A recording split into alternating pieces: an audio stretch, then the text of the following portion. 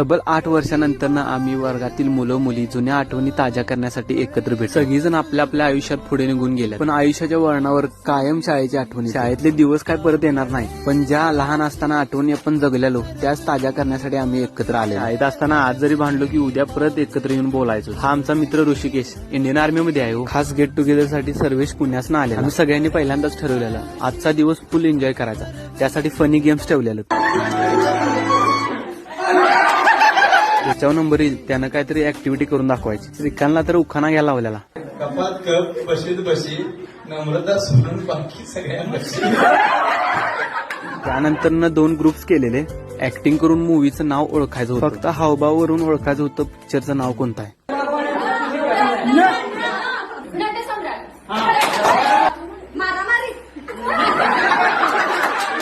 नंतर सुशांतला सॉन्ग म्हणायला लावलेलं.